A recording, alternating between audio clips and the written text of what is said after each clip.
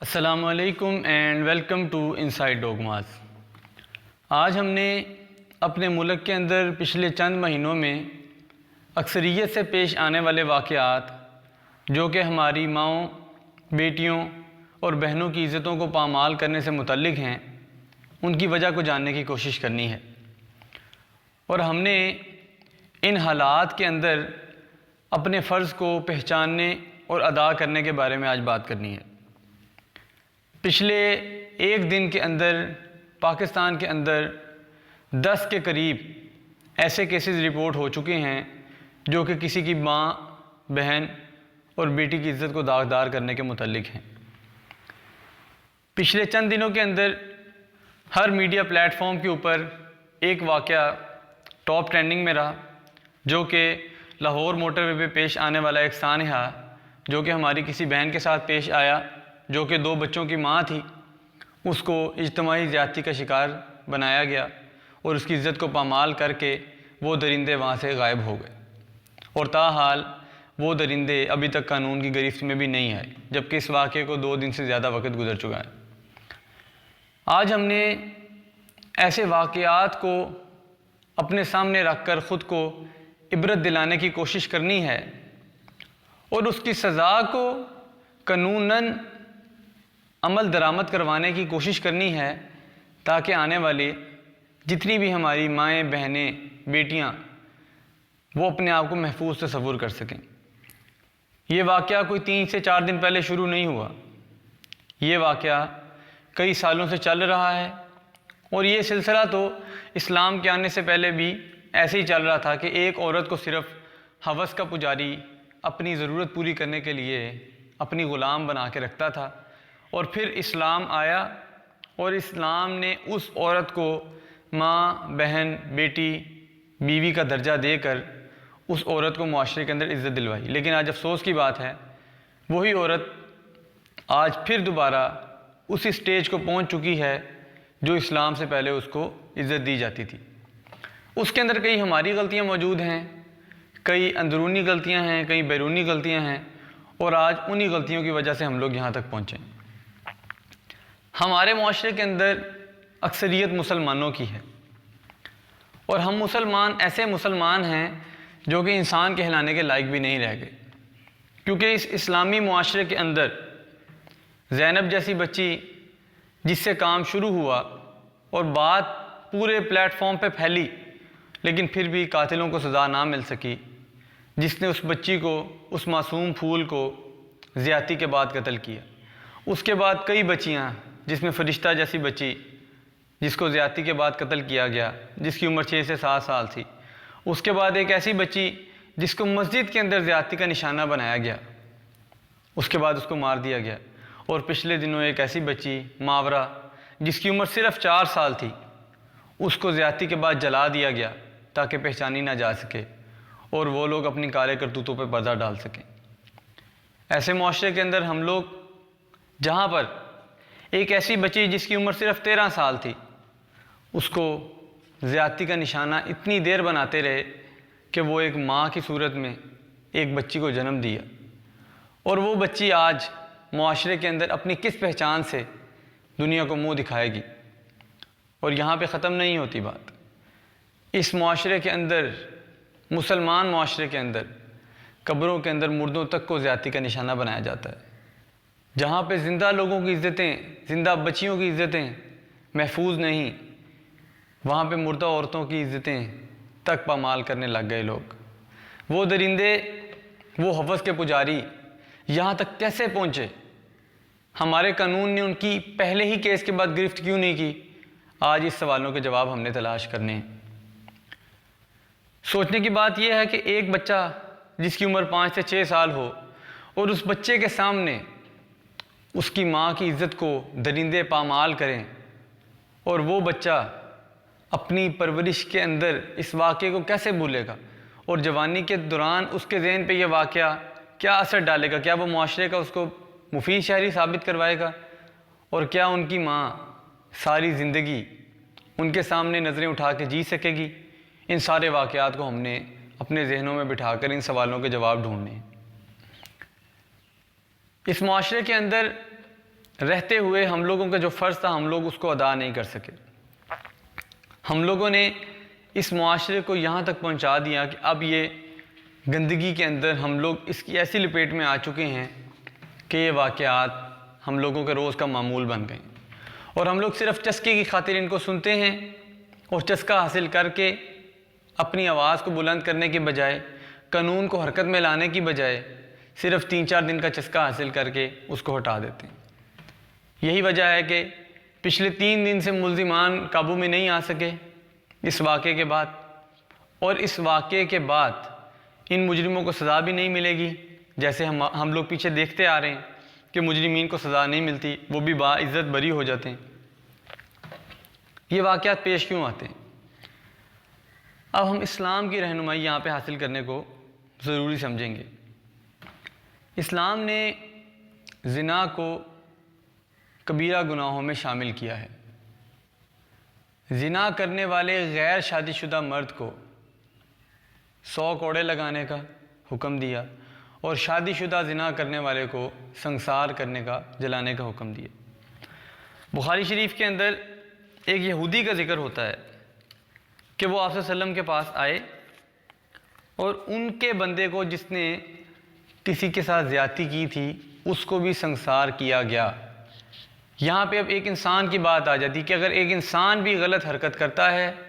کسی کی ماں، بہن، بیٹی کی عزت کو پامال کرتا ہے،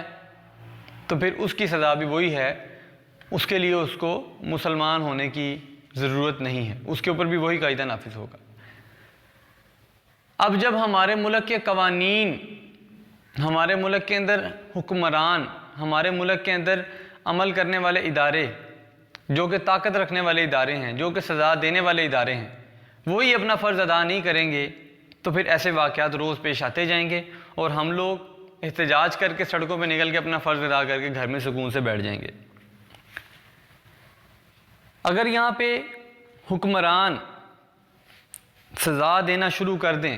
قانون کی بالادستی شروع ہو جائے، تو پھر اسی ملک کی مثال دیکھ لیں کہ 1981 کے اندر ایک بچہ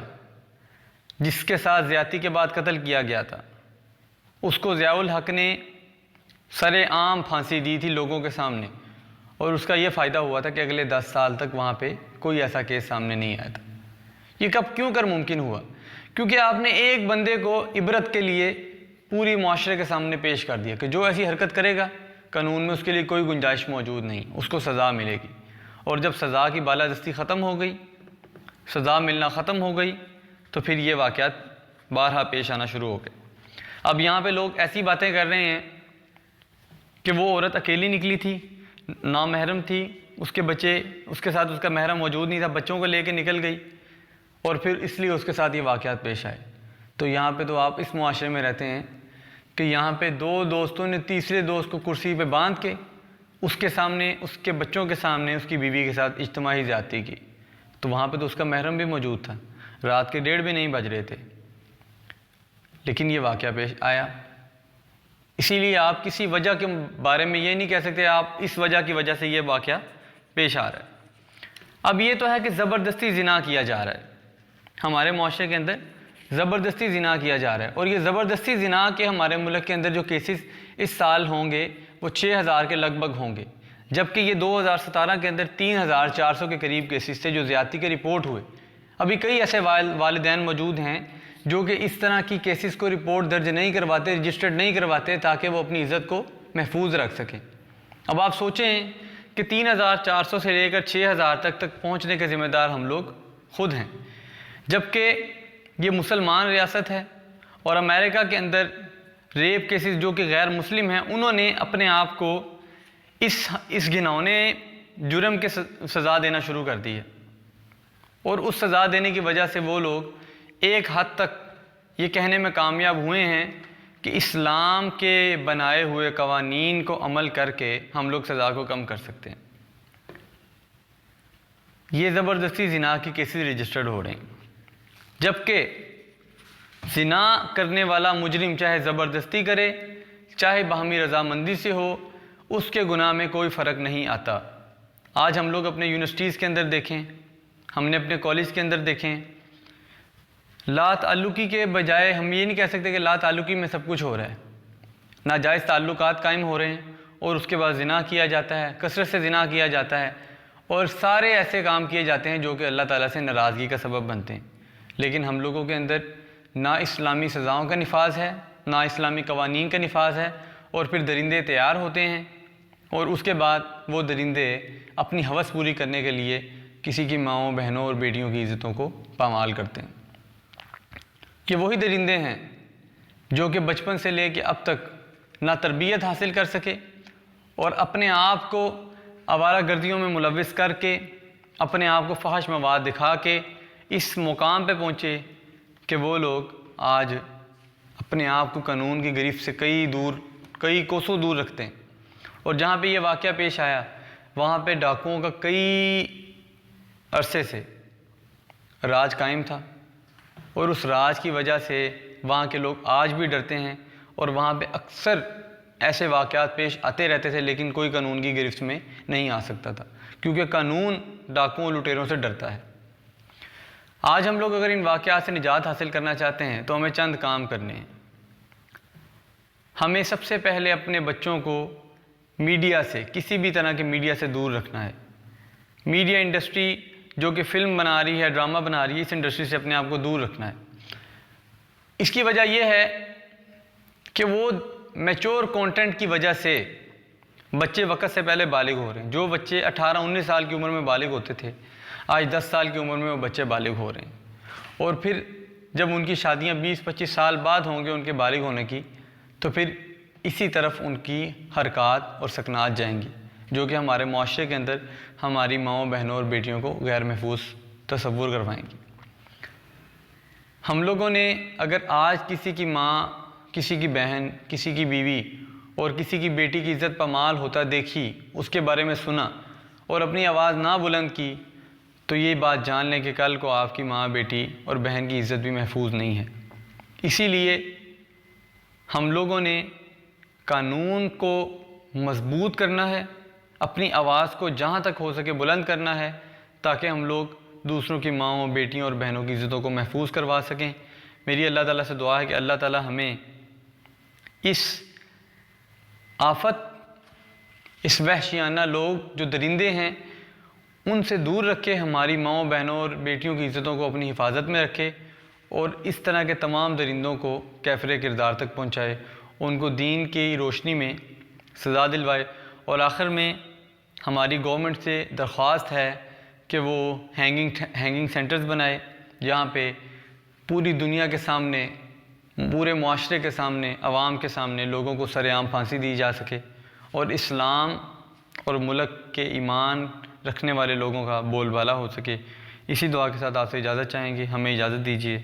اللہ نے کے بعد